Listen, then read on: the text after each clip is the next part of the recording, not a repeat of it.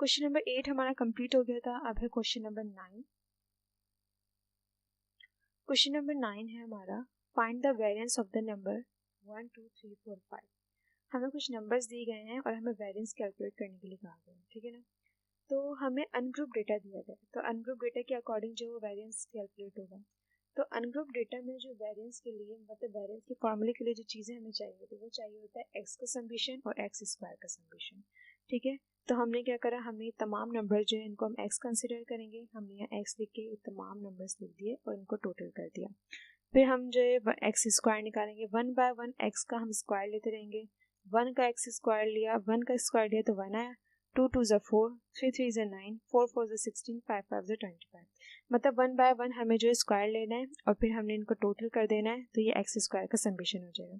फिर हम variance calculate करेंगे। वेरिएंस कैलकुलेट किस तरीके से करेंगे, अनग्रुप डेटा के अकॉर्डिंग जो वेरिएंस का फॉर्मूला है वो है variance is equal to summation x square divide by n minus summation x divide by n का होल स्क्वायर, ठीक है। Variance is equal to summation x square हमारा 55 है और ठीक है, और जो एन है हमारा वो 5, मतलब इसकी जो क्वांटिटी है वो 5 है, माइनस समेशन एक्स हमारा 15 है, एन हमारा 5, इसको हमने स्क्वायर में ले लिया। वेरिएंस इज इक्वल टू इसको से डिवाइड कर तो 11 आया, माइनस का साइन ऐसे आएगा, इसको से डिवाइड कर तो 3 आया और स्क्वायर ऐसे कैसे आएगा। वेरिएंस इज इक्वल टू 11 तो ऐसे आ गया, 3 3 ज़ा 9, जब हमने 3 3 ज़ा 9 लिया तो ये 9 आ गया, ठीक है। तो ये 11 माइनस 9 हो गया। अब 11 माइनस 9 जब हम करेंगे तो हमारा जो वेरिएंस का आंसर आएगा वो आएगा 2। 11 में से जब 9 गए 11 में से जब 9 गए तो हमारे पास जो 2 बचा, तो वेरिएंस आया हमारे पास 2। ये अनग्रुप डेटा से हमने वेरिएंस कैलकुलेट कर लिया। क्वेश्चन नंबर 9 है कंप्लीट हो चुका है। अब question number 9 B, calculate the coefficient of skewness. हमें मीन दिया हुआ है, मीडियन दिया हुआ है, स्टैंडर्ड डेविएशन दी हुई है और मोड दिया हुआ है। पहले मैं आप लोग को ये बता दूं कि कोएफिशिएंट ऑफ स्क्यूनेस किस मतलब कितने तरह के होते हैं। तो ये 4 किस्म के होते हैं, ठीक है ना। फर्स्ट पर्सन का कोएफिशिएंट ऑफ स्क्यूनेस होता है, सेकंड पर्सन का होता है, थर्ड पर्सन का होता है, फोर्थ पर्सन का। मतलब 4 किस्म के जो हैं वो कोएफिशिएंट ऑफ स्क्यूनेस होते हैं। ज़्यादातर जो हम जो सीखते हैं वो 2 तरह के ही सीखते हैं और पेपर्स में भी 2 तरह के आते हैं। आप 10 ईयर देखें तो उसमें भी 2 ही तरह के आए हैं। तो पहला किस तरीके का होता है वो उसको हम कहते हैं फर्स्ट पर्सन का कोएफिशिएंट ऑफ स्क्यूनेस। उसका फॉर्मूला होता है mean minus mode divided by standard deviation. और जो सेकंड पर्सन का कोएफिशिएंट ऑफ स्क्यूनेस होता है वो इस तरीके से हम लिखेंगे उसको, और उसका जो फॉर्मूला होता है वो होता है मीन माइनस मीडियन। ये मीडियन है, ठीक है, मीन माइनस मीडियन और 3 और ये ब्रैकेट में और 3 बाहर है और इस डिवाइड बाय स्टैंडर्ड डेविएशन। और ज़्यादातर फर्स्ट और सेकंड ही आता है। तो ये हमें क्वेश्चन में नहीं बताया जाएगा कि आप फर्स्ट पर्सन का कोएफिशिएंट ऑफ स्क्यूनेस निकालें, सेकंड पर्सन का कोएफिशिएंट ऑफ स्क्यूनेस निकालें, ठीक है। ये हमें डेटा को देखते हुए हम फिर खुद पहचान करेंगे, खुद आइडेंटिफाई करेंगे कि यहाँ पे कौन सा जो है पर्सन का जो है वो कोएफिशिएंट ऑफ स्क्यूनेस यूज होगा। तो अगर देखा जाए तो यहाँ पे मीन भी है, मीडियन भी है, स्टैंडर्ड डेविएशन भी और मोड भी है। तो यहाँ पे दोनों ही मतलब फर्स्ट पर्सन का कोएफिशिएंट ऑफ स्क्यूनेस फार्मूला भी अप्लाई होगा और second person coefficient of skewness formula भी अप्लाई होगा। तो सबसे पहले first person coefficient of skewness formula लिखते हैं mean minus mode divided by standard deviation. First person coefficient of skewness ऐसे है, मीन हमारे पास 30 था, मोड हमारे पास जो था वो 25 था और स्टैंडर्ड डेविएशन हमारे पास 5 थी, ठीक है। फर्स्ट पर्सन ने कोएफिशिएंट ऑफ स्क्यूनेस लिखा 30 माइनस 25, ये 5 4 5 ऐसे आएगा, 5 1 5 5 1 5। First person coefficient of skewness हमारा 1 है। अब ठीक है, अच्छा यहाँ पे जब आप जो है ये फर्स्ट पर्सन का या सेकंड पर्सन का कोएफिशिएंट ऑफ स्क्यूनेस जब आप कैलकुलेट करेंगे ना तो आपने ये बताना लाजमी है कि ये पॉजिटिव है या नेगेटिव है या सिमेट्रिकल है, ठीक है। ये बताना यहाँ लाजमी है, ठीक है। तो यहाँ पे रिलेशन बताना भी जरूरी, लेकिन रिलेशन आप जब बताइएगा मतलब रिलेशन भी आप बता सकते हैं, लेकिन यहाँ पे ये लाजमी है, ठीक है ना, कि आपने पॉजिटिव नेगेटिव या सिमेट्रिकल जो है वो ये यहाँ पे ये वाजे करना मतलब ये कमेंट करना यहाँ पे ज़रूरी होता है। तो इस तरीके से मैंने पहले भी कहा था कि आप जब भी ये पॉजिटिव या नेगेटिव का कमेंट करें तो आप मीन और मोड को कंसिडर करते हुए करिएगा। तो यहाँ पर मीन और मोड ही है, तो अगर मीन ज़्यादा है तो पॉजिटिव हुआ, अगर मोड ज़्यादा है तो नेगेटिव हुआ। तो देखा जाए तो मीन ज़्यादा है, मोड कम है, हमारा मीन ज़्यादा है, तो it is the positive skew distribution. अब इस डेटा में अगर देखा जाए तो हमें जो है मीडियन भी दिया हुआ था, मतलब मीन मोड और स्टैंडर्ड डेविएशन स्टैंडर्ड डाइविएशन जो है वो फर्स्ट पर्सन कोफिशिएंट स्क्यूनेस में यूज हो गया, लेकिन यहाँ पे मीडियन भी तो इसलिए यहाँ पे second Pearson coefficient of skewness भी का फॉर्मूला जो है वो भी यूज हो रहा है। तो हमने second Pearson coefficient of skewness, ठीक है, और यहाँ पे जो है वो फॉर्मूला अप्लाई किया हमने। यहाँ पे ये इस तरीके से है, ये रहा, ठीक है, मीन माइनस ये रहा mean minus median divided by standard deviation, और यहाँ पे जो ब्रैकेट है उसके बाहर यहाँ पे 3 भी है, ठीक है।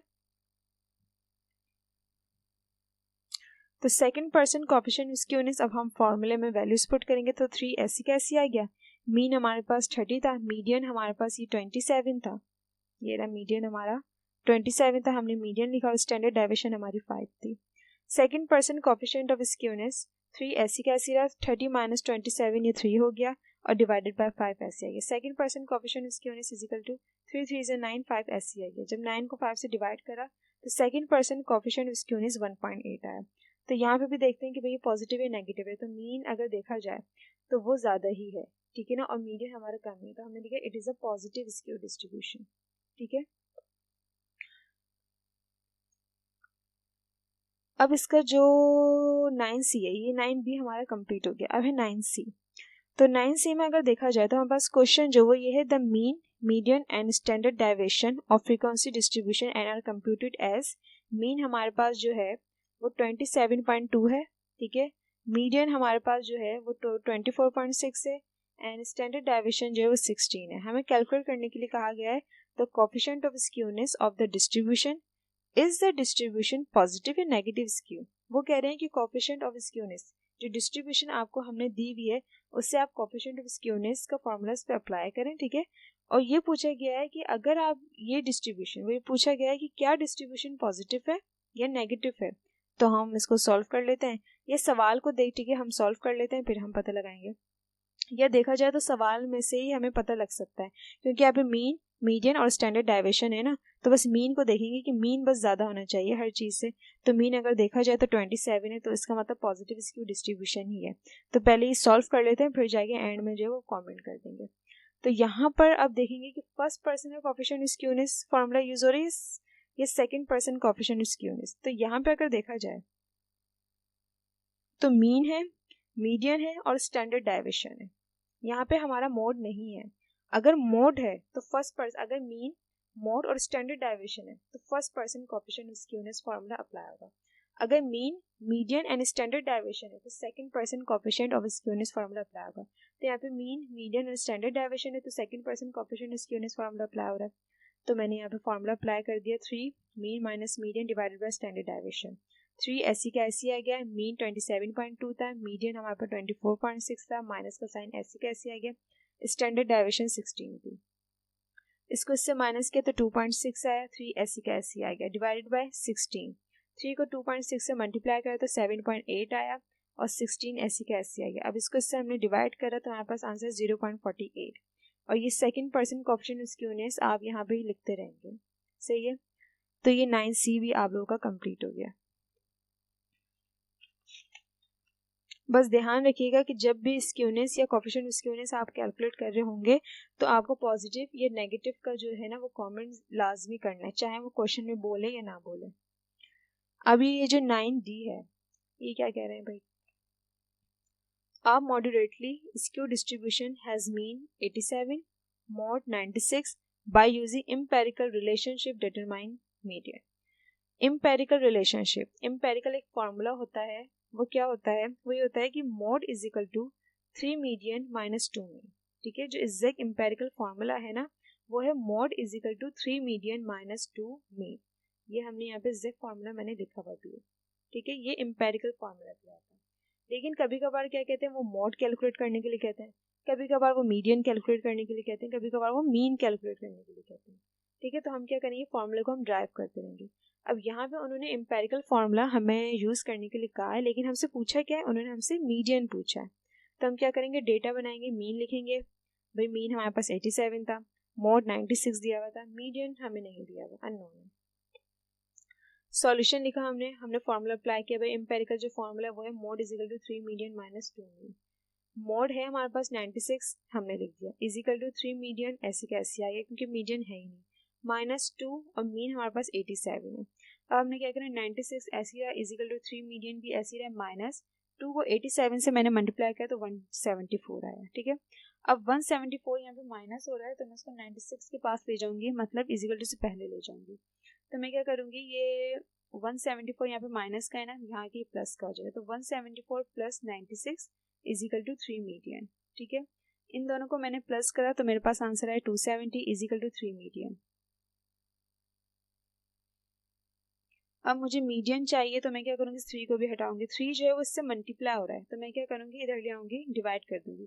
तो इसको जब हमने प्लस करा था तो हमारे पास आंसर आया था 270 इजिकल टू 3 मीडियन, हमने एज इट इज उतार लिया था।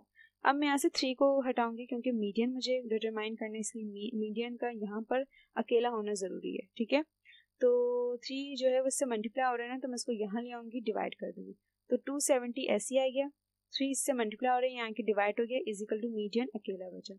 तो 3 1 से 3 और 3 90 से 20 270 होगा, तो हमारा जो मीडियन आया वो 90 आया। अब यहाँ पर क्या होता है, यहाँ पर हमारा 90 आ गया मीडियन, और आप इस तरीके से लिखते हैं कि मीडियन आया हमारे पास 90। अच्छा, ये एम्पेरिकल फॉर्मूला जब आप अप्लाई करेंगे ना, तो यहाँ पे आपको रिलेशन भी बताना है और यहाँ पे आपको कमेंट भी लाजमी करना है, चाहे वो सवाल में हमसे बोलें या ना बोलें। ठीक है, कोएफिशिएंट ऑफ स्क्यूनेस में क्या होगा, वहाँ पे सिर्फ आप कमेंट करेंगे और यहाँ पे एम्पेरिकल फॉर्मूला में आप यहाँ पे रिलेशन भी बताएंगे, क्योंकि आपके पास मीन, मीडियन, मोड तीनों ही गिवन होंगे। अगर 2 चीज़ें गिवन होंगी तो एक आप खुद डिटरमाइन कर रहे होंगे, इसलिए यहाँ पे तीनों चीज़ें आपके सामने होंगी, इसलिए आप यहाँ पे रिलेशन भी बता सकते हैं उसका और यहाँ पे कमेंट भी कर सकते हैं। तो अगर रिलेशन में बनाऊँ तो किस तरीके से बनाऊंगी, तो देखा जाए अगर तो मीन हमारा 87 है, ठीक है ना, मीडियन हमारा 90 है और मोड जो वो सबसे ही ज्यादा भाई 96 है, तो मैंने लिखा कि ना mean less than median and median less than mode. ठीक है, इस तरीके से मैंने जो है रिलेशन बनाई कि मीन जो है ना वो मीडियन से कम है, इसलिए मीन लेस देन मीडियन लिखा, और जो मीडियन है वो मोड से कम है तो मीडियन लेस देन मोड लिखा, और यहाँ पे मैंने लिखा it is a negative skew distribution, क्योंकि मोड ज़्यादा है। जब भी मोड अगर ज़्यादा होगा, हमारा ग्रेटर देन होगा, तो वो नेगेटिव स्क्यू डिस्ट्रीब्यूशन कहलाएगा, तो मैंने वो लिख दिया। अब 9E यहाँ पे कह रहे हैं कि इन अ मॉडरेटली, ठीक है, in a moderately skew frequency distribution mean, median and find mode. Mean हमारा 62.5 है, मीडियन हमारा 59.2 है और मोड हमें कैलकुलेट करने के लिए कहा है। तो यहाँ पे भी एम्पेरिकल फार्मूला ही यूज होगा, हम पहले डेटा प्रिपेयर कर लेंगे, मोड हमें मोड नहीं पता इसलिए हमने क्वेश्चन मार्क लगा दिया। मीन हमारे पास 62.5 है और मीडियन जो वो 59.2 है। सॉल्यूशन लिखिए, हमने एज इट इज वही फार्मूला अप्लाई किया एम्पेरिकल का, mode is equal to 3 median minus 2 mean. अच्छा, यहाँ पे मोड हमें कैलकुलेट करना है तो फार्मूला को ड्राइव करने की यहाँ पे कोई नीड नहीं है, तो mode is equal to 3 median 59.2 था माइनस 2 मीन हमारे पास 62.5 था, तो 3 को इससे मल्टीप्लाई करा तो ये आया, माइनस का साइन ऐसे आ गया, 2 को इससे मल्टीप्लाई करा तो हमारे पास 125 आ गया। ठीक है, अब हमने इसको इससे माइनस कर दिया तो 52.6 आ गया, तो मोड आ गया। अब देखेंगे यहाँ पे क्या रिलेशन बन रहा है, तो मीन जो है वो 62.5 है, मीडियन 59.2 है और मोड 52.6 है। मतलब क्या है कि मीन ग्रेटर देन मीडियन और मीडियन ग्रेटर देन मोड, मतलब मीन जो है वो मीडियन से बड़ा है और मीडियन जो है वो मोड से बड़ा है, इसलिए मैंने लिखा mean greater than median, median greater than mode. It is a positive skew distribution, क्योंकि मीन हमारा ग्रेटर देन है इसलिए पॉजिटिव स्क्यू डिस्ट्रीब्यूशन कहलाएगा। क्वेश्चन नंबर 9 आपका कंप्लीट हो चुका है।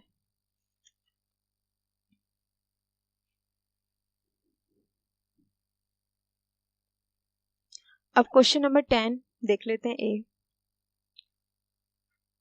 Find regression equation of y on x, और 2 में उन्होंने कहा है coefficient of correlation for the data given below. ठीक है, हमें क्या क्या फाइंड आउट करने के लिए कहा है भाई, रिग्रेशन इक्वेशन जो होती है वो 2 तरह की होती है, एक x ऑन y होती है और एक y ऑन x होती है, तो यहाँ पे y ऑन x हमसे पूछी गई है, और दूसरी बात जो है वो कोएफिशिएंट ऑफ कोरिलेशन भी हमसे जो है वो पूछा गया है, जो डेटा हमें दिया हुआ है, हमें x दिया गया है और हमें y दिया गया है। ठीक है, इस डेटा के अकॉर्डिंग हमने जो है वो y ऑन x की रिग्रेशन इक्वेशन कैलकुलेट करनी है और कोएफिशिएंट ऑफ कोरिलेशन कैलकुलेट करना है। तो रिग्रेशन इक्वेशन के लिए जो है वो डेटा प्रिपेयर करना होता है, वो क्या प्रिपेयर करना होता है, अगर y ऑन x हम पता लगा रहे हैं, ठीक है, y ऑन x अगर हम पता लगा रहे हैं तो उसका जो फॉर्मूला होता है वो होता है y is equal to a plus b x. ठीक है, ये इसका फॉर्मूला है। तो हमें ए भी चाहिए, हमें बी चाहिए और एक्स नहीं चाहिए। एक्स अगर होगा तो वो सवाल में दे देंगे, भाई एक्स की वैल्यू ये है, ठीक है। जैसे वाई ऑन एक्स है ना, तो उसके लिए हमें एक्स की वैल्यू चाहिए, तो वो सवाल में दे देंगे कि भाई एक्स की वैल्यू ये है। और नहीं दी जाएगी तो एक्स हम एज इट इज ऐसे ही लिखेंगे। और एक्स ऑन वाई कभी वो पूछेंगे हमसे तो वाई की वैल्यू कभी दे देंगे, और अगर नहीं देंगे तो हम एज इट इज ले लेंगे। एक्स ऑन वाई आगे आती है तो मैं आपको बताती हूँ किस तरीके से होगी। अभी हम वाई ऑन एक्स पे बात कर लेते हैं। y is equal to a plus b x, इसका जो है वो फॉर्मूला है। तो इसके लिए हमें a चाहिए, हमें b चाहिए, ये दोनों हमें पता चल जाएगा तो ये इक्वेशन हम बना देंगे। तो इसलिए हम कैलकुलेट करेंगे a और b। तो जब b कैलकुलेट करेंगे तो b का फॉर्मूला जो लगेगा वो ये है, b is equal to n summation x y minus summation x summation y and summation x square minus summation x का होल स्क्वायर। तो हमें क्या चाहिए, समीशन एक्स वाई चाहिए, हमें समीशन एक्स चाहिए, हमें समीशन वाई भी चाहिए, हमें समीशन एक्स स्क्वायर भी चाहिए, ठीक है ना। ये चार चीज़ें हमें चाहिए। तो हम इन चार चीज़ों को पहले कैलकुलेट कर लेंगे ताकि फॉर्मूला जब हम अप्लाई करें बी मालूम करने का, ठीक है ना, तो वैल्यूज़ जो है हमें बिल्कुल क्लियरली हमारे सामने हो। तो इसलिए हमने समीशन एक्स लिया, समीशन वाई कैलकुलेट करेंगे, समीशन एक्स स्क्वायर कैलकुलेट करेंगे, समीशन एक्स वाई कैलकुलेट करेंगे। तो एक्स मतलब क्या है, ये जो हमें दिए हैं, ये जितने भी हमें एक्स दिए हैं ये हमारे एक्स हैं, ठीक है ना। ये हमने तरतीब से यहाँ लिख दिया, इनको प्लस कर दिया तो ये समीशन एक्स हो गया। ये जितने भी हमें वाई दिए हैं हमने इस तरीके से वाई रख दिए सारे, इनको प्लस कर दिया, ये समीशन वाई हो गया हमारा, ठीक है। अब समीशन एक्स स्क्वायर कैसे निकालेंगे, एक्स स्क्वायर कैसे निकालेंगे, 1 बाय 1 हम एक्स का स्क्वायर लेते रहेंगे, ठीक है ना, उनको टोटल कर देंगे तो समीशन एक्स स्क्वायर कहलाएगा। अब किस तरीके से लेंगे मैं बताती हूँ। 12 का स्क्वायर लेंगे तो 144 आ जाएगा, 15 का स्क्वायर लेंगे तो 225 आ जाएगा, 18 का स्क्वायर लेंगे तो 324 आ जाएगा, 25 का स्क्वायर लेंगे तो 625 आ जाएगा, 22 का स्क्वायर लेंगे तो 484 आ जाएगा, 18 का स्क्वायर लेंगे तो आपको 324 आ जाएगा, और 30 का स्क्वायर लेंगे तो 900 आएगा। इसका आपने टोटल करा, ये आपके पास समीशन एक्स स्क्वायर हो गया। समीशन एक्स वाई किस तरीके से होगा भाई, जो एक्स हैं उनको आपने वाई से मल्टीप्लाई करना है 1 बाय 1, फिर उसका टोटल ले लेना है, तो वो समीशन एक्स वाई कहलाएगा। किस तरीके से होगा, जैसे सबसे पहले 12 को 65 से मल्टीप्लाई, ये एक्स ये वाई है ना, इसलिए हमने क्या करना है, एक्स और वाई को आपस में मल्टीप्लाई करना है 1 बाय 1। तो 12 को 65 से मल्टीप्लाई करा तो ये आया, 15 को 60 से मल्टीप्लाई करा तो 900 आया, 18 को 50 से मल्टीप्लाई करा तो 900 आया, 25 को 41 से मल्टीप्लाई करा तो 1025 आया, 22 को 40 से मल्टीप्लाई करा तो 880 आया, 18 को 56 से मल्टीप्लाई करा तो 1008 आया, 30 को 45 से मल्टीप्लाई करा तो 1350 आया। इसका हमने टोटल ले लिया तो ये समीशन एक्स वाई हो गया। अब ये जितनी भी मतलब इन चारों चीज़ों की मतलब इन चारों के समीशन की हमें नीड थी वो हमने निकाल ली, ठीक है। तो सबसे पहले सवाल के बाद जिस भी मतलब जो भी डेटा की हमें प्रिपरेशन करने की ज़रूरत है वो डेटा बनाएंगे हम सबसे पहले। फिर हम calculate regression equation y on x, कि हम वाई ऑन एक्स की रिग्रेशन इक्वेशन कैलकुलेट कर रहे हैं। तो वी नो दैट हमने उसका इक्वेशन लिखी कि भाई वाई ऑन एक्स की इक्वेशन होती क्या है, तो y is equal to a plus b x, ठीक है, ये पहले ही लिख लेनी है। फिर हम कैलकुलेट करेंगे सबसे पहले b, b is equal to n summation x y minus summation x summation y and summation x square minus summation x का होल स्क्वायर, ठीक है।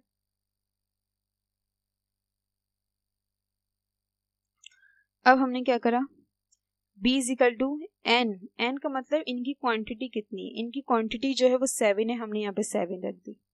समीशन एक्स वाई हमारे पास जो है वो 6843 है, माइनस समीशन एक्स हमारे पास 140 है और समीशन वाई हमारे पास 357 है, तो समीशन एक्स लिख दिया, समीशन वाई लिख दिया। फिर एन दोबारा आ गया, यहाँ पे 7 लिख दिया हमने। समीशन एक्स स्क्वायर क्या है भाई हमारे पास 3026, ये रहा 3026, हमने 3026 लिख दिया, माइनस समीशन एक्स का होल स्क्वायर, तो समीशन एक्स हमारा 140 था, इस पर हमने होल स्क्वायर लगा दिया। अब हम इसको सॉल्व करेंगे। सॉल्व किस तरीके से होगा, ये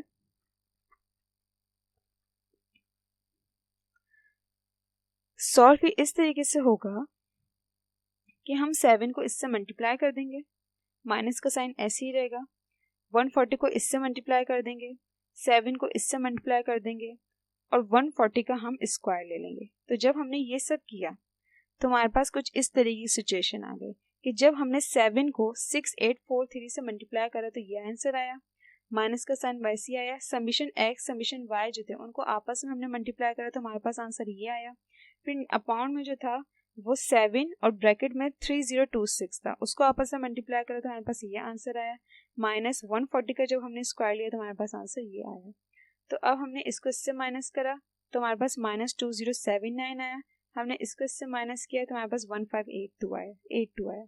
इसको हमने इससे डिवाइड कर दिया तो हमारे पास b आया -1.31। इस तरीके से b कैलकुलेट किया जाएगा। अब हम a कैलकुलेट करेंगे। उसका फॉर्मूला क्या है, a = y mean minus b x mean. तो जब a कैलकुलेट करेंगे तो हमें y मीन चाहिए, b चाहिए और x मीन चाहिए। b तो हमने कैलकुलेट कर लिया तो यहाँ पे b हम लिख देंगे। अब हमें y मीन भी चाहिए और हम x मीन भी चाहिए। तो हम इस तरीके से साइड पे बिल्कुल कंप्यूटेशन यहाँ पे शो करनी है, लेकिन साइड पे, ठीक है। तो सबसे पहले हमने कैलकुलेट करा y मीन। तो y मीन कैसे निकलेगा, यहाँ पे जो दिया हुआ है डेटा वो इस तरीके से अनग्रुप डेटा दिया हुआ है। तो y का जो डेटा दिया हुआ है उससे हम y मीन निकालेंगे और जो x का डेटा दिया हुआ है हमसे x मीन निकालेंगे। तो यहाँ पे अनग्रुप डेटा के अकॉर्डिंग हम मीन निकालें तो हम अनग्रुप डेटा का फॉर्मूला अप्लाई करेंगे। तो y mean = summation y divide by n। जब यहाँ पे x मीन होता है तो यहाँ पे समीशन x लिखते हैं हम, ठीक है। लेकिन यहाँ पे y मीन कैलकुलेट कर रहे हैं तो इसलिए हम यहाँ पर y लिखेंगे। तो y mean = summation y divide by n। y mean = summation y लिखेंगे हम, ठीक है, जो हमने यहाँ पे कैलकुलेट कर लिया है, ठीक है। और इनकी क्वांटिटी क्या है वो 7 लिख दी। इसको इससे डिवाइड करें तो हमारे पास ये y मीन आ गया। x मीन जब हम कैलकुलेट करेंगे तो x mean = summation x divide by n। Ungroup data का फॉर्मूला अप्लाई किया तो मीन = समीशन x क्या था हमारा 140, हमने यहाँ पे 140 लिख दिया। n हमारे पास 7 था, इसको इससे डिवाइड करें तो x मीन जो हमारा निकला वो निकला 20, ठीक है। अब जब a कैलकुलेट करेंगे तो उसके लिए हमारे पास तमाम चीज़ें। तो a = y मीन हमारा 51 है, हमने 51 लिखा। माइनस का साइन ऐसे आ गया। b जो था वो भी माइनस का 1.31 था, वो भी एज इट इज ले लिया। और x मीन जो था वो हमने यहाँ पे 20 निकाला था, ठीक है। तो हमने यहाँ पे 20 लिख दिया। हम क्या करेंगे, a = 51 ऐसे आ गया, माइनस माइनस प्लस हो गया। 1.31 को जब मैंने 20 से मल्टीप्लाई किया तो आया 26.2। अब हमने इसको प्लस कर दिया तो a हमारे पास है 77.2, ठीक है। अब हमने b भी कैलकुलेट कर लिया और हमने a भी कैलकुलेट कर लिया। अब हम y on x regression equation बनाएंगे। We know that y = a + bx, ये y on x इक्वेशन है। y = ऐसे आ गया, a हमारे पास क्या आता है 77.2, हमने a की जगह ये लिख दिया, प्लस प्लस का साइन ऐसे आ गया। b क्या था हमारे पास माइनस का 1.31, तो माइनस का 1.31 लिख दिया। x हमारे पास कुछ नहीं है, हमने x एज इट इज ले लिया। हम क्या करेंगे, y = 77.2 ऐसे आ गया, प्लस माइनस माइनस 1.31 ऐसे आ गया और ये x ऐसे आ गया। ये आपस में प्लस माइनस नहीं हो रहा है क्योंकि ये अकेला एक कांस्टेंट है और यहाँ पे कांस्टेंट है लेकिन इसके साथ वेरिएबल है, तो ये आपस में प्लस माइनस नहीं हो रहा है। ये इक्वेशन यहीं पे स्टॉप हो जाएगी और इक्वेशन इस तरीके से बनी है कि y = 77.2 माइनस 1.3x, ठीक है। ये ऐसी इक्वेशन हम बना देंगे। अब हम कोफिशिएंट ऑफ कोरिलेशन कैलकुलेट करेंगे। कोफिशिएंट ऑफ कोरिलेशन के लिए हमें क्या चाहिए, उसके लिए भी हम डेटा प्रिपेयर करेंगे। तो उसके लिए हमें समीशन x चाहिए, समीशन y चाहिए, समीशन x² चाहिए, समीशन y² चाहिए और समीशन xy चाहिए। तो आप तो क्वेश्चन में से x ले लेंगे, उसको प्लस कर देंगे, ये समीशन x हो जाएगा। फिर क्वेश्चन में से आप तमाम y की वैल्यूज ले लेंगे, उनको प्लस कर देंगे, तो ये आपके पास y आ जाएगा। समीशन x² किस तरीके से 1/1 x का आप स्क्वायर लेते रहेंगे इस तरीके से, ठीक है, और उसका टोटल ले लेंगे, वो समीशन x² आ जाएगा। y² किस तरीके से आएगा कि 1/1 आप y² लेते रहेंगे। 65 का स्क्वायर लेंगे तो ये आएगा, 60 का स्क्वायर लेंगे तो ये आएगा, 50 का स्क्वायर लेंगे तो ये आएगा, 41 का स्क्वायर लिया, 40 का स्क्वायर लिया, 56 का स्क्वायर लिया, 45 का स्क्वायर लिया, इसको आपने टोटल कर लिया तो ये समीशन y² आ गया। समीशन xy प्रीवियस में मैंने अभी y on x की जो इक्वेशन हम करके आए उसमें मैंने बताया कि आप 1/1 x और y को मल्टीप्लाई करते रहेंगे तो आपके पास जो है वो समीशन xy आ जाएगा और उसका टोटल ले लेंगे। तो ये तमाम टोटल आ गया, ये समीशन x का टोटल आ गया, समीशन y का टोटल आ गया, समीशन x² का टोटल आ गया, समीशन y² का टोटल आ गया, समीशन xy का जो है वो टोटल आ गया आपके पास। कैलकुलेट कोएफिशिएंट ऑफ कोरिलेशन अब कैलकुलेट करेंगे। कोरिलेशन को हम इस तरीके से R से शो करते हैं, is equal to n summation x y minus summation x summation y, यहाँ पे एक लाइंस ड्रॉ कर दी हमने। फिर हमने लिखा n summation x square minus summation x का होल स्क्वायर, और ये एक रूट हो गया। फिर हमने दूसरा रूट बनाया, उसमें हमने लिखा n summation y square minus summation y का होल स्क्वायर। ये अलग अलग रूट है यहाँ पे, ठीक है। अब हम वैल्यूज पुट करेंगे। Correlation is equal to n हमारे पास 7 है क्योंकि इसकी क्वांटिटी जो है वो 7 ही है, ठीक है। और समीशन एक्स वाई जो हमने निकाला यहाँ पर वो निकाला 6843, माइनस का साइन ऐसे आ गया। समीशन एक्स हमारे पास 140 निकला और समीशन वाई हमारे पास 357 निकला, ठीक है। फिर हम पहला रूट बनाएंगे, उसमें क्या था भाई n, हमने 7 लिख दिया। समीशन एक्स स्क्वायर हमारे पास 3026 निकला, माइनस का साइन ऐसे आ गया 140 का स्क्वायर, ठीक है। तो यहाँ पे समीशन एक्स हमारे पास 140 था, हमने 140 का स्क्वायर ले लिया यहाँ पे, ठीक है, स्क्वायर लिख दिया। फिर हमने दूसरा रूट बनाया, उसमें भी n था, हमने n लिख दिया। समीशन वाई स्क्वायर हमारे पास 18767 निकला, ये रहा समीशन वाई स्क्वायर। फिर माइनस का साइन ऐसी का ऐसी आ गया। Summation y square y summation y का होल स्क्वायर, तो समीशन वाई हमारे पास 357 था, हमने 357 लिखा और इस पर होल स्क्वायर बना दिया। कोरिलेशन इज इक्वल टू 7 को 6843 से मल्टीप्लाई करा तो 47901, माइनस का साइन ऐसे आ गया। 140 को 357 से मल्टीप्लाई करा तो 49980 आया। अब ये रूट हमने बनाया, ठीक है। 7 को 3026 से मल्टीप्लाई करा तो मेरा आंसर आया 21182, माइनस का साइन ऐसे आ गया। 140 का स्क्वायर लिया तो 19600 आ गया। फिर ये दूसरा रूट बनाया हमने, 7 को 18767 से मल्टीप्लाई करा तो मेरा आंसर आया 131369, माइनस का साइन ऐसे का ऐसे आ गया। 357 का स्क्वायर लिया तो 127449 आ गया, ठीक है। अब कोरिलेशन इज इक्वल टू, इसको इससे माइनस किया तो मेरे पास 2079 आया, ठीक है। फिर पहला रूट हमने बनाया, इसको माइनस किया तो पहले रूट में आया 1582। फिर दूसरा रूट बनाया हमने, दूसरे रूट की वैल्यूज ये थी, हमने इसको इससे माइनस किया तो दूसरे रूट में आया 3920, ठीक है। फिर कोरिलेशन इज इक्वल टू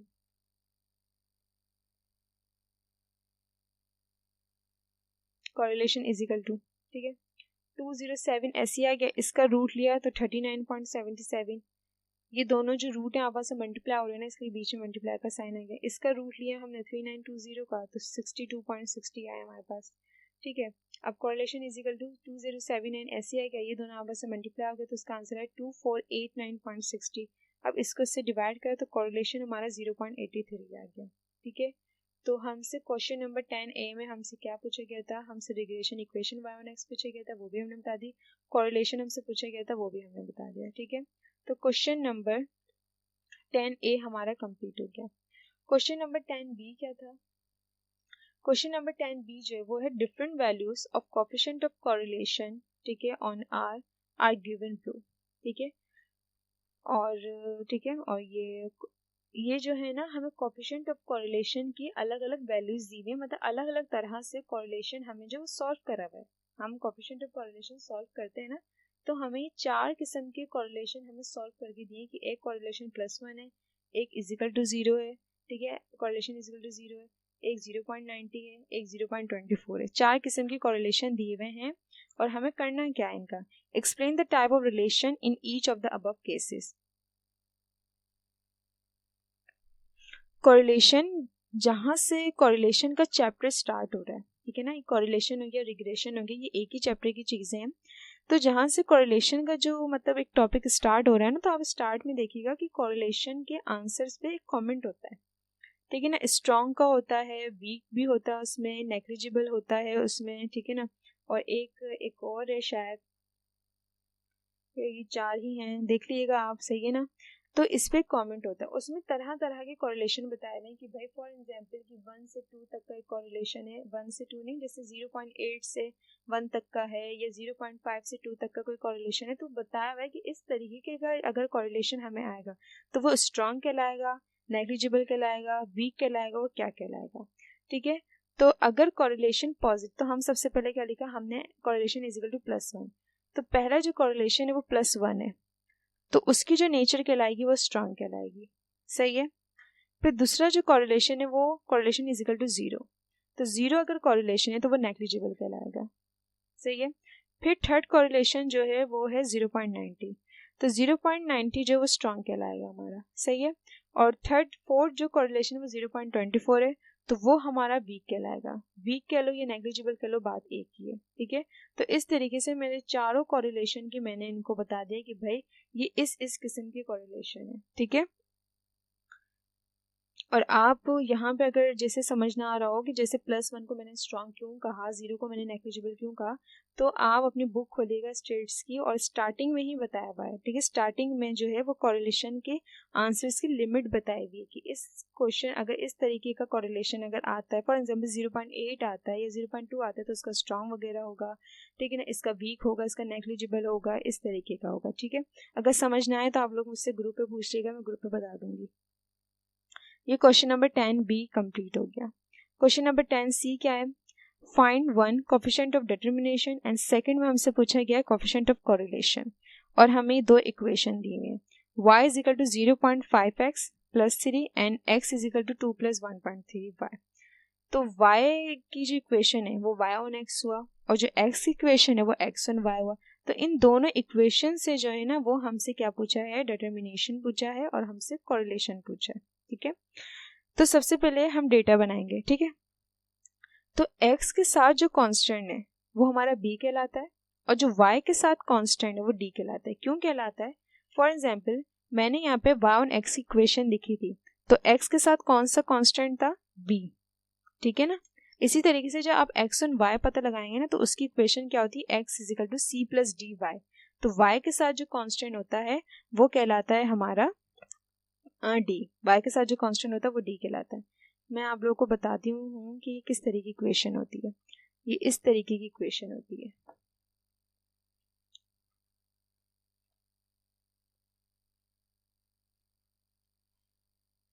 देखिए एक इक्वेशन होती है जैसे y ऑन x अगर पूछी तो इसकी इक्वेशन होती है y is equal to a plus b x, और अगर x ऑन y की वो पूछते हैं तो उसकी होती है x is equal to c plus d y. तो x के साथ जो कांस्टेंट हुआ वो b हुआ और y के साथ जो हुआ वो d हुआ, ठीक है। तो कभी कभार इस तरीके की इक्वेशन भी हमें जो है वो सॉल्व करके दी जाएंगी, ठीक है।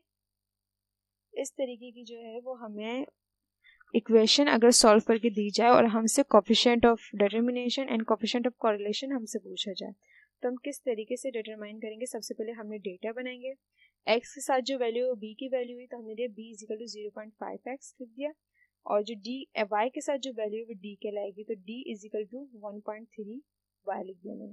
कैलकुलेट कोफिशिएंट ऑफ डिटर्मिनेशन, ठीक है। तो कोफिशिएंट ऑफ डिटर्मिनेशन का जो फॉर्मूला अगर इक्वेशन दी जाए तो किस तरीके का फॉर्मूला है कि यहाँ पर कोफिशिएंट का r आएगा और ऊपर स्क्वायर होगा, इसे हम डिटर्मिनेशन कहते हैं, is equal to b multiply by d, ठीक है। तो determination is equal to b की वैल्यू थी 0.5, ठीक है, और d की वैल्यू थी 1.31, ये हमने 1.31 इसको इससे मल्टीप्लाई करा तो 0.65, तो डिटर्मिनेशन जो आया वो आ गया 0.65, ठीक है। अब हम कोफिशिएंट ऑफ कोरिलेशन किस तरीके से निकालेंगे। कोफिशिएंट ऑफ कोरिलेशन जो हम यहाँ लिखते हैं, कैलकुलेट कोफिशिएंट ऑफ कोरिलेशन, ठीक है। तो कोफिशिएंट ऑफ कोरिलेशन का क्या फॉर्मूला है, अगर इक्वेशन दी जाए, वैसे तो अगर एक अलग बकायदा हमें एक डेटा दिया जाता है तो कोफिशिएंट ऑफ कोरिलेशन का एक बकायदा फॉर्मूला अप्लाई होगा, लेकिन अगर इस तरीके की इक्वेशन दी जाए मतलब y ऑन x और x ऑन y जो हमें बिल्कुल सॉल्व करके दिया जाए और उससे हमें कोरिलेशन पूछी जाए तो उसका फॉर्मूला होता है correlation is equal to b multiply by d और वो रूट में होगा, ठीक है। तो correlation is equal to b जो था वो 0.5 था और d जो था वो 1.3 था, ठीक है, और ये रूट में आ गया। Correlation is equal to root ले लिया, रूट हमने ऐसे बना दिया, 0.5 को 1 मल्टीप्लाई करा 1.3 से तो 0.65 आया, इसको हमने इसका रूट लिया, 0.65 का रूट लिया तो हमारे पास 0.80 आ गया, ये कोरिलेशन आ गया, ठीक है। तो हमें इक्वेशन दी गई थी, उससे हमने कोफिशिएंट ऑफ कोरिलेशन और कोफिशिएंट ऑफ डिटर्मिनेशन जो है वो डिटरमाइन कर लिया। ये डिटर्मिनेशन भी निकाल लिया हमने यहाँ पर और कोरिलेशन भी निकाल दिया, ठीक है। तो ये बिल्कुल ये पहचान रखिएगा, इस तरीके की इक्वेशन भी आ सकती है और डायरेक्ट आपसे कोरिलेशन या डिटर्मिनेशन पूछा जा सकता है, ठीक है। तो आप क्या करेंगे, x के साथ जो वैल्यू होगी वो b होती है और जो y के साथ वैल्यू होती है वो d की होती है, तो आपने इस तरीके से b लिख दिया, आपने इस तरीके से d की वैल्यू लिख दी, फिर कोफिशिएंट ऑफ डिटर्मिनेशन कैलकुलेट कर लिया और कोफिशिएंट ऑफ कोरिलेशन। फॉर्मूले दोनों के सेम है, बस डिटर्मिनेशन में क्या है कि b मल्टीप्लाई बाय d तो है लेकिन उसके ऊपर रूट नहीं है, और कॉरिलेशन में क्या है कि b मल्टीप्लाई बाय d है लेकिन उसके ऊपर रूट है, बस इतना फर्क है दोनों में, ठीक है। तो क्वेश्चन नंबर 10 का सी भी कंप्लीट हो गया। अब है D. For a given set of data summation x, summation x square, summation y, summation y square, summation xy n, find the equation of regression line of y on x, also find the correlation of coefficient, ठीक है, and comment on the result, ठीक है। अब उनके result पे मतलब coefficient of correlation का जो आप आंसर लाएंगे उस पर आपने कमेंट भी करना है, ठीक है। जो कमेंट अभी मैंने आपको बताया ना, इस तरीके के कमेंट होंगे, इस तरीके के कमेंट भी करने होते हैं, ठीक है। कभी कभार वो, वैसे तो मैंने देखा है कि 10 में आप देखिएगा ज़्यादातर जो है ना कोफिशिएंट ऑफ कोरिलेशन के जो आंसर आएगा उस पर कमेंट करने के लिए कहा जाता है, ठीक है। तो आप पहले ही याद कर लीजिएगा कि कौन से क्वेश्चन पे कौन सा कमेंट जो है वो सूट करता है, तो ये आप बुक से याद करेंगे। बुक के स्टार्टिंग में आपको कोएफिशिएंट ऑफ कोरिलेशन के आंसर के जो है कमेंट जो करते हैं हम, वो आपको बताया होगा, बुक में हमें बिल्कुल साफ दिया हुआ है। और वो अगर आपको समझना है तो वो चीज़ भी आप ग्रुप में मुझसे पूछ सकते हैं, मैं बता दूंगी आप लोगों को। तो हमें जो है हर चीज़ जो है वो यहाँ पे सॉल्व दी हुई, समीशन एक्स भी निकाल के दिया हुआ है, समीशन एक्स स्क्वायर भी दिया हुआ है, समीशन वाई भी दिया हुआ है, समीशन वाई स्क्वायर भी दिया हुआ है, समीशन एक्स वाई भी दिया हुआ है, और हमें एन भी दिया हुआ है। वाई ऑन एक्स की इक्वेशन हमसे पूछी गई है और कॉरिलेशन हमसे पूछी गई, उसके रिजल्ट पे कमेंट भी करने के लिए कहा है। तो सबसे पहले कैलकुलेट करेंगे y on x. Y on x के लिए हमें चाहिए, डेटा बनाएंगे भाई, समीशन एक्स चाहिए, हमने सवाल में से समीशन एक्स ले लिया, समीशन वाई चाहिए, ले लिया हमने सवाल में से, समीशन एक्स स्क्वायर चाहिए, समीशन एक्स वाई चाहिए, और हमें एन चाहिए, हमने क्या करा, सवाल में से ले लिया। अब हमने solution, we know that y is equal to a plus b x, हमने y ऑन x की इक्वेशन लिख दी। सबसे पहले b कैलकुलेट करेंगे, ये आपका b आ जाएगा, ठीक है। फिर आप a कैलकुलेट करेंगे, कि आपका a आ जाएगा। b और a किस तरीके से कैलकुलेट किया जाएगा मैं आपको बता चुकी हूँ, चलिए मैं एक दफ़ा इसमें और बता देती हूँ। तो b का जो फॉर्मूला है वो b is equal to n summation x y minus summation x summation y n summation x square minus summation x का whole square. b is equal to, तो n हमारा जो था वो 5 था, ठीक है। समीशन एक्स वाई जो है वो 145 है, माइनस समीशन एक्स हमारा 15 है, और समीशन वाई हमारा 43 है, ये आप डेटा में से देखिएगा। फिर n हमने ऐसे ले लिया, समीशन एक्स स्क्वायर हमारे पास 55 है, माइनस समीशन एक्स जो था 15 है उसका होल स्क्वायर लिख दिया हमने। और b इज इक्वल टू 5 को 145 से मल्टीप्लाई किया तो 725 आया, 15 को 43 से मल्टीप्लाई किया तो 645 आया, और माइनस का साइन ऐसे आ गया। फिर 5 को 55 से मल्टीप्लाई किया तो 275 आया, और 15 का स्क्वायर लिया तो 225 आया, माइनस का साइन ऐसी का ऐसी आ गया, ये माइनस का साइन ऐसी का ऐसी आ गया। b इज इक्वल टू लिखा 725 को माइनस करा 645 से तो हमारे पास आया 80, और 275 को माइनस करा 225 से तो हमारे पास आंसर आया 50। 80 को 50 से डिवाइड किया तो 1.6 आया, सही है। ये अपॉन में है फॉर्मूला।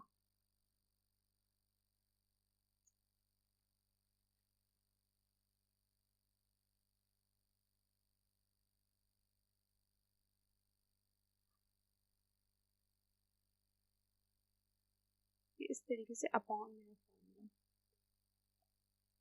ठीक है। ये अपॉन में नहीं बनाया हुआ था, मैंने बना दिया यहाँ पर, सही है। तो ये हमारा b कैलकुलेट हो गया। हम a कैलकुलेट करेंगे तो a is equal to y mean minus b, और ये x मीन हो गया, ठीक है। y मीन हमने यहाँ कैलकुलेट करा, x मीन हमने यहाँ कैलकुलेट करा, ठीक है। तो y मीन आया हमारे पास 8.6, ये माइनस b हमारे पास 1.6 आया, और x मीन जो आया हमारा वो 3 आया, ठीक है।